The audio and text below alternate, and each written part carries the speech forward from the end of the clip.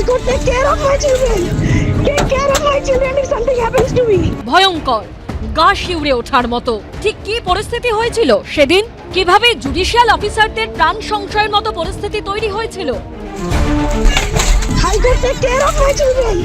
Take care of my children if something happens to me. People have expired on the way.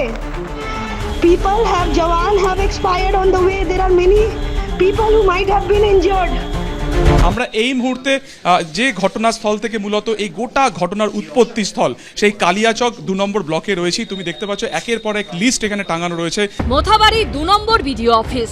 বুধবার এখানে ভয়াবহ অভিজ্ঞতার মুখোমুখি হতে হয়েছিল এসআইআর এর কাজে নিযুক্ত বিচারকদের, যা শুরুটা হয় দুপুর থেকেই। তার আগে অবশ্য প্রতিদিনের মতো বুধবার সকাল 10:30 নাগাদ সেখানে পৌঁছে গেছিলেন 7 জন জুডিশিয়াল অফিসার, তাদের মধ্যে 3 জন মহিলা। বুধবার দিনকে অন্যান্য দিনের মতন 11টা নাগাদ থেকে এখানে শুনানির কাজ প্রথমে শুরু হয়েছিল এবং বিকেল 4টে নাগাদ তারপর থেকে কিন্তু গ্যাদারিং বা জমায়েত শুরু হয়েছিল, কিন্তু বিকেল 4টে থেকে 5টা নাগাদ এই গ্যাদারিং এর পরিমাণ কিন্তু অনেক বেড়ে গিয়েছিল। সূত্রের খবর, দুপুরে খাবার সময় জুডিশিয়াল অফিসাররা দেখেন পরিস্থিতি মারাত্মক আকার ধারণ করেছে।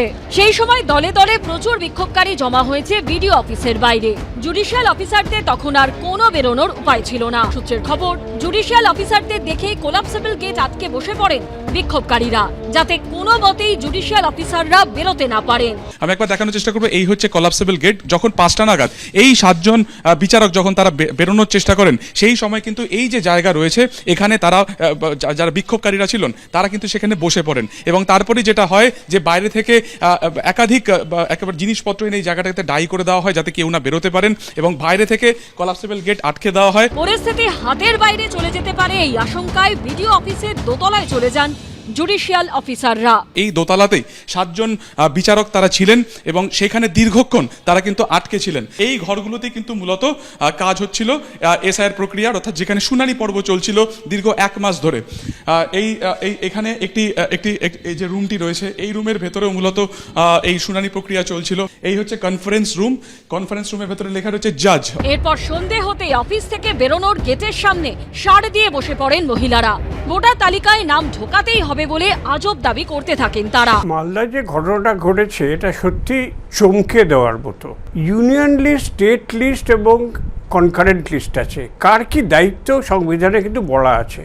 সবসময় কিন্তু ল অ্যান্ড অর্ডার কিন্তু স্টেটের দায়িত্ব। এরপর সময় যত এগিয়েছে ততই পরিস্থিতি খারাপ হয়েছে। শেষে পুলিশ সুপার বাহিনী নিয়ে যান, তারপর জুডিশিয়াল অফিসারদের উদ্ধার করা হয়। এখানেই তারা 11টা থেকে 12টা নাগাদ তারা কার্যত মানে একেবারে বদ্ধ অবস্থাতে ছিলেন এবং 11টার কিছু পরে জেলার এসপি বিশাল কেন্দ্রীয় বাহিনীর ফোর্স নিয়ে তারা আসেন এবং এখান থেকে মূলত কর্ডন করে ফের এই সিঁড়ি থেকে তারা নিচের দিকে যান, অর্থাৎ সেখানে যে কোলাপসেবল গেট বা যেখানে তোমাকে তালিকা ঝোলানো অবস্থাতে দেখালাম সেখান থেকে তারা বেরোনোর চেষ্টা করেন এবং তারা বেরিয়ে যান। কিন্তু বেরোনোর পরের পরিস্থিতি ছিল আরো ভয়ঙ্কর। এরপরে বিপত্তি বাধে হচ্ছে ঠিক এই যে ব্লক অফিস রয়েছে, সেই ব্লক অফিস থেকে তারা যখন আমলিতলার দিকে যায়, অর্থাৎ 700 থেকে 800 মিটার যায়, সেই সময় কিন্তু সেখানে বাঁশের ব্যারিকেড দিয়ে তাদের গাড়িটাকে আটকানোর চেষ্টা হয় এবং সেখানে তাদের প্রথমে তাদের গাড়ি আটকানোর চেষ্টা হলে তারা কিন্তু সেখান থেকে ফোর্সফুলি সেখান থেকে গাড়ি নিয়ে তারা বেরিয়ে যান।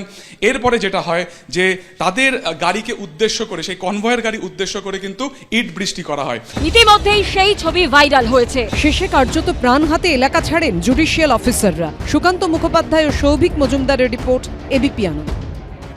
এবিপি আনন্দ, এগিয়ে থাকে, এগিয়ে রাখে।